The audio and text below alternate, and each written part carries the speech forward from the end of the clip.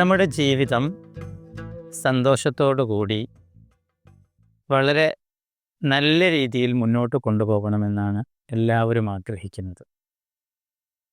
പക്ഷേ സ്വാഭാവികമായിട്ട് നമ്മൾ കണ്ടുവരുന്നത് ജീവിതം വളരെ നല്ല രീതിയിൽ ആസ്വദിക്കാൻ ബഹുഭൂരിപക്ഷം ആളുകൾക്കും സാധിക്കുന്നില്ല.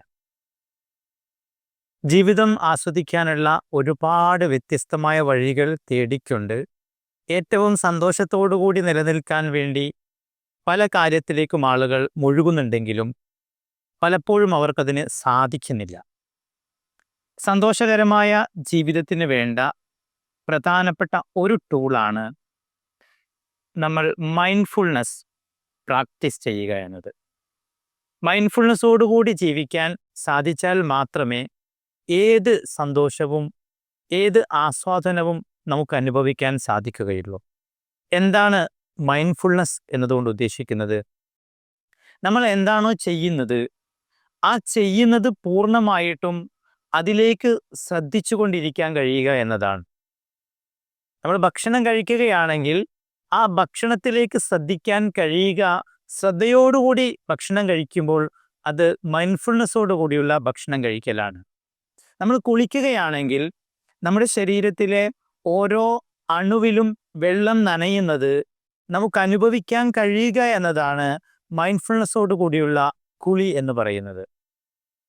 നമ്മൾ പ്രാർത്ഥിക്കുകയാണെങ്കിൽ ആ പ്രാർത്ഥനയിലേക്ക് തന്നെ ശ്രദ്ധിച്ചുകൊണ്ട് അതിൽ മുഴുകുമ്പോഴാണ് അത് മൈൻഡ്ഫുൾനെസ്സോടു കൂടിയുള്ള പ്രാർത്ഥനയായിട്ട് മാറുക.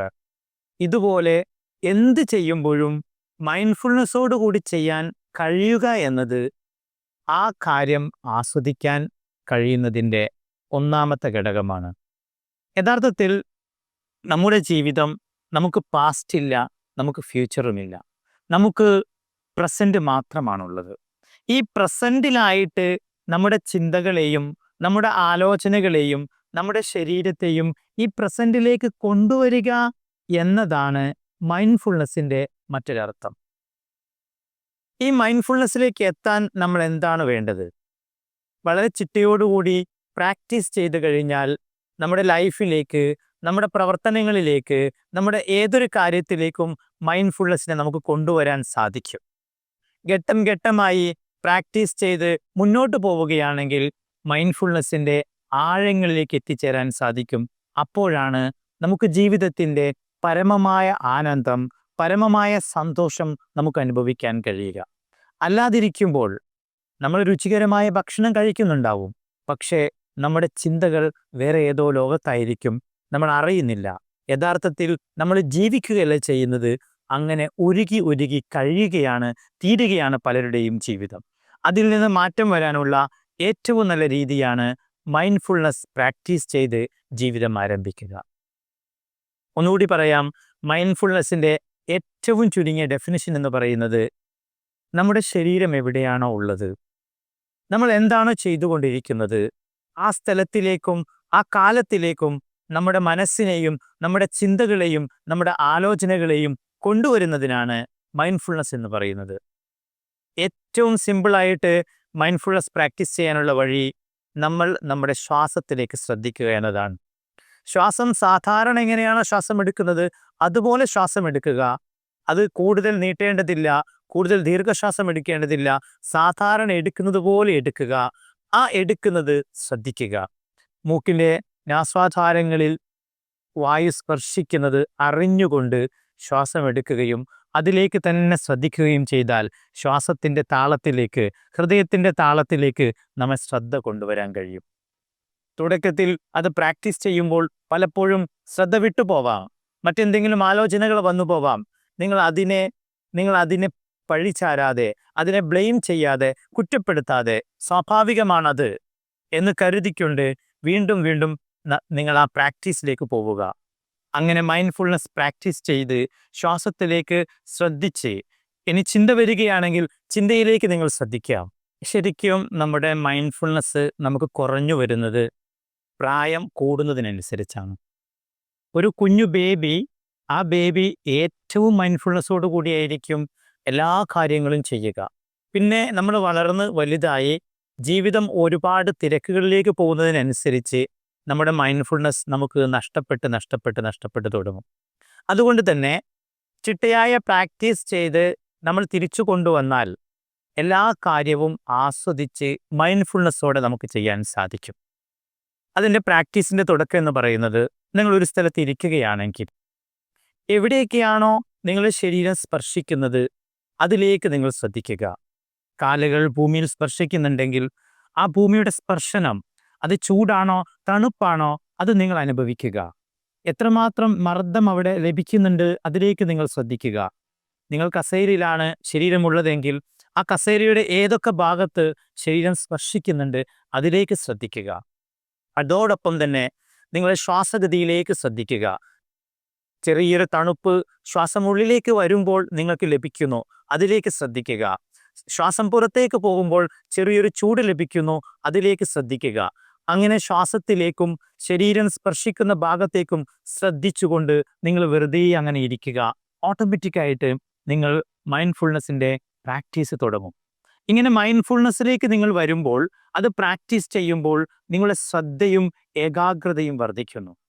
നിങ്ങളുടെ മക്കളോടൊപ്പം സമയം ചെലവഴിക്കുമ്പോൾ ആ മക്കളുടെ കുസൃതികളിലേക്കും കളികളിലേക്കും സംസാരത്തിലേക്കും നിങ്ങൾക്ക് പൂർണ്ണമായും ശ്രദ്ധിക്കാൻ കഴിഞ്ഞാൽ ആ മക്കളുമായിട്ടുള്ള മനോഹരമായ ഒരുപാട് മൊമെൻറ്റുകൾ നിങ്ങൾക്ക് ലഭിക്കും. നിങ്ങളുടെ ഭാര്യയുമായിട്ട് അല്ലെങ്കിൽ ഭർത്താവുമായിട്ട് ചെലവഴിക്കുന്ന സമയം അവരുടെ കളികളിലേക്കും അവരുടെ തമാശകളിലേക്കും അവർ നമ്മോട് പറയുന്ന കാര്യങ്ങളിലേക്കും മൈൻഡ്ഫുൾനെസ്സോടുകൂടി ശ്രദ്ധിക്കാൻ കഴിഞ്ഞാൽ വളരെ മനോഹരമായ ഒരു മൊമെൻറ്റ്, ഒരു സമയം അല്ലെങ്കിൽ ജീവിതം നിങ്ങൾക്ക് ലഭിക്കും. ഒരു മരണക്കിടക്കയിൽ കിടക്കുന്ന ഒരാളോട് 1 മണിക്കൂർ കൂടി നിങ്ങൾക്ക് അവധി നീട്ടി ലഭിച്ചാൽ എന്തായിരിക്കും നിങ്ങൾ ചെയ്യാൻ ആഗ്രഹിക്കുക എന്ന് ചോദിച്ചാൽ മിക്കവാറും അവർ പറയുക, എൻ്റെ ഭാര്യയോടും അല്ലെങ്കിൽ എൻ്റെ ഭർത്താവിനോടും എൻ്റെ മക്കളോടും ഏറ്റവും വേണ്ടപ്പെട്ട ആളുകളോടും കൂടി മൈൻഡ്ഫുൾനെസ്സോടുകൂടി അവരുടെ എല്ലാ കളികളും തമാശകളും കുസൃതികളും അവരുടെ എല്ലാ സ്നേഹവും എനിക്ക് ശ്രദ്ധയോടുകൂടി അനുഭവിക്കാൻ ഞാൻ ആഗ്രഹിക്കുന്നു എന്നായിരിക്കും അവർ പറയുക. യഥാർത്ഥത്തിൽ ഇത്രയും അമൂല്യമായ ഒരുപാട് മൊമെൻറ്റുകളാണ് മൈൻഡ്ഫുൾനെസ് ഇല്ലാത്തത് കൊണ്ട് അശ്രദ്ധമായിട്ട് നമ്മൾ തുലച്ചു കളയുന്നത്. അതുകൊണ്ട് എനിക്കെന്നെ പ്രിയപ്പെട്ടവരോട് പറയാനുള്ളത്, നിങ്ങൾ മൈൻഡ്ഫുൾനെസ് പ്രാക്ടീസ് ചെയ്യുക. പലരും പറയാറുള്ളത് മൈൻഡ്ഫുൾനെസ് എന്ന് പറയുന്നത് അത് മെഡിറ്റേഷനാണ്. യഥാർത്ഥത്തിൽ മെഡിറ്റേഷൻ മാത്രമല്ല മൈൻഡ്ഫുൾനെസ്. നമുക്ക് ഏത് കാര്യവും ശ്രദ്ധയോടുകൂടി അതിലേക്ക് തന്നെ ശ്രദ്ധിച്ച് ചെയ്യാൻ സാധിക്കുന്നെങ്കിൽ അത് മൈൻഡ്ഫുൾനെസ് ആണ്. ഇനി നമ്മുടെ പ്രാർത്ഥനയിലേക്ക്, നമ്മുടെ നിസ്കാരങ്ങളിലേക്ക് നമുക്ക് വരാം. എല്ലാവരും ആഗ്രഹിക്കുന്നതാണ് ശ്രദ്ധയോടുകൂടിയുള്ള ഒരു നിസ്കാരം വേണമെന്നത്. ശരിക്കും ശ്രദ്ധയോടുകൂടിയുള്ള നിസ്കാരം പ്രാക്ടീസ് ചെയ്യാനുള്ള നല്ലൊരു വഴിയാണ് നിങ്ങൾ ആദ്യം മൈൻഡ്ഫുൾനെസ് പ്രാക്ടീസ് ചെയ്യുക. മൈൻഡ്ഫുൾനെസ് പ്രാക്ടീസ് ചെയ്ത് മുന്നോട്ട് വന്നാൽ എല്ലാ കാര്യങ്ങളും ശ്രദ്ധയോടെ ചെയ്യാൻ സാധിക്കും. അപ്പോൾ നിങ്ങളുടെ പ്രാർത്ഥനകളും നിസ്കാരങ്ങളും ശ്രദ്ധയോടെ ചെയ്യാൻ സാധിക്കും. അതുപോലെ തന്നെ ഒരേ സമയത്ത് ഒരുപാട് കാര്യങ്ങൾ ശ്രദ്ധിക്കാൻ മനുഷ്യന് പൊതുവേ സാധിക്കും. നമ്മൾ വായിച്ചുകൊണ്ടിരിക്കുന്ന സമയത്ത് വേറെ എന്തെങ്കിലും ഓർമ്മിക്കുന്നുണ്ടാവും, അല്ലെങ്കിൽ കൈകൾ വേറെ എന്തെങ്കിലും ചെയ്തുകൊണ്ടിരിക്കുന്നുണ്ടാവും. അതേ സമയത്ത് മനസ്സും ചിന്തകളും ശരീരവും എല്ലാം ഒരു കോണിലേക്ക് ശ്രദ്ധിച്ച് മുന്നോട്ട് പോവാൻ, അതിൽ ഫോക്കസ് ചെയ്യാൻ മനുഷ്യന് പലപ്പോഴും ബുദ്ധിമുട്ടാണ്.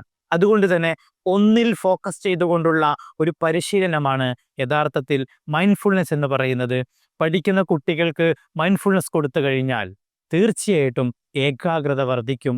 കൂടുതൽ കാര്യങ്ങൾ കുറഞ്ഞ സമയം കൊണ്ട് പഠിക്കാൻ സാധിക്കും. അങ്ങനെ നമ്മുടെ ജീവിതത്തെ എല്ലാ മേഖലയും ആസ്വദിച്ചുകൊണ്ട് മുന്നോട്ട് പോകാനുള്ള നല്ലൊരു വഴിയാണ് മൈൻഡ്ഫുൾനെസ്. നിങ്ങളതൊന്ന് പ്രാക്ടീസ് ചെയ്തു നോക്കുക, അതിലേക്ക് ഒന്ന് വന്നു നോക്കുക. തുടക്കത്തിൽ ഒരു പക്ഷേ കുറഞ്ഞ സമയമാണ് നമുക്കതിന് സാധിക്കുക എങ്കിലും ഘട്ടം ഘട്ടമായി കൃത്യമായ പരിശീലനത്തിലൂടെ മുന്നോട്ട് പോവുകയാണെങ്കിൽ നിങ്ങളുടെ ജീവിതത്തിലെ ഓരോ സെക്കൻഡും നിങ്ങൾക്ക് ആസ്വദിക്കാൻ സാധിക്കും. അപ്പോൾ അങ്ങനെ ആസ്വദിക്കുമ്പോൾ നിങ്ങൾക്ക് പിന്നെ നിങ്ങളുടെ പാസ്റ്റിലുള്ള ഒരു സങ്കടങ്ങളും ഓർമ്മ വരില്ല. അതുപോലെ തന്നെ ഫ്യൂച്ചറിൽ വരാനിരിക്കുന്ന ഒരു ആകാംക്ഷയോ അല്ലെങ്കിൽ ഒരു ബുദ്ധിമുട്ടോ നിങ്ങൾക്ക് ഓർമ്മിക്കാൻ കഴിയില്ല.